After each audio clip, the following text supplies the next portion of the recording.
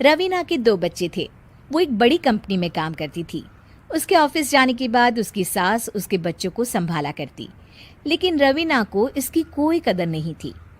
एक दिन रवीना अपनी माँ से फ़ोन पर कहती है, मम्मी क्या बताऊं, मेरी सास तो बिल्कुल अच्छी नहीं है। वो समझती नहीं है कि मुझे कितना काम करना पड़ता है। एक तो ऑफिस तक का लंबा सफ़र और फिर 9 घंटे लगातार काम। बैठे बैठे तो मेरी पीठ अकड़ जाती है। खुद तो सारा दिन घर में मजे करती है, जब मन करा सोए, जब मन किया खाए। तभी उसकी सास वहां आ जाती है। अच्छा माँ, मैं बाद में आपको फ़ोन करती हूँ। जी मम्मी जी, कोई काम है क्या आपको? क्या हुआ?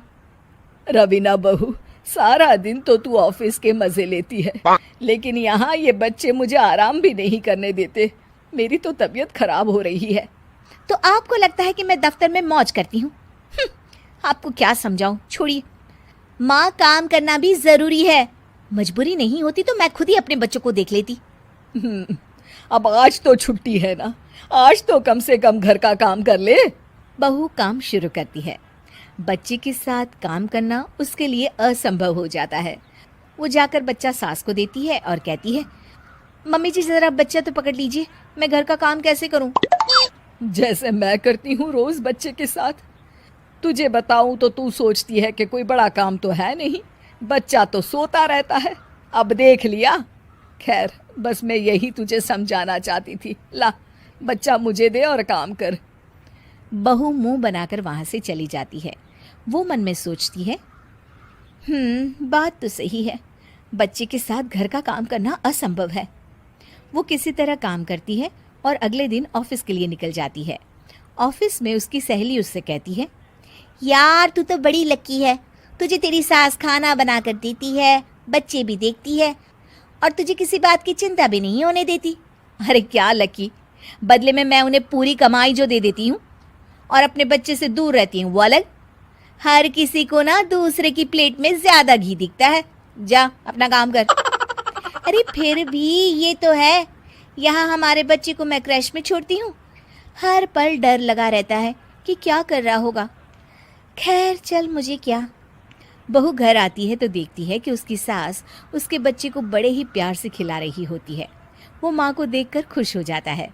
बहू मन में सोचती है कि बात तो सही है, सासू माँ सारा दिन काम करती है, मैं ऑफिस से आकर भी काम नहीं करती हूँ।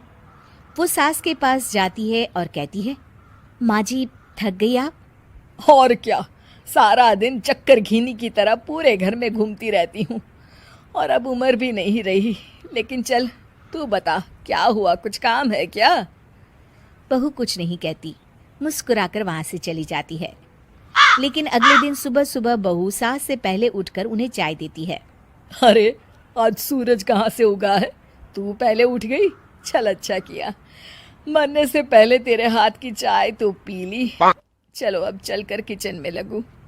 माँ जी, आपको आज से काम करने की जरूरत नहीं है। काम करने की जरूरत नहीं है मतलब? क्या तू करेगी आज से सारा काम? इतने अच्छे तो हमारे नसीब नहीं है भाई। नहीं माँ जी, मैं नहीं करूँगी, ना ही आप करेंगी, बल्कि ये करेगी। तभी वहाँ एक काम वाली बाई आ जाती है। ये कौन है बहू? माँ जी, ये नौकरानी है और आज से सारा काम यही करेगी। मुझे माफ़ कर दीजिए माँ जी, मैं नहीं समझ पाई कि आप थक जाती हैं। आज से आप सिर्फ आराम करिए और मुन्ने के साथ खेलिए। और सास बहू बच्चे के साथ खेलने लग जाते हैं।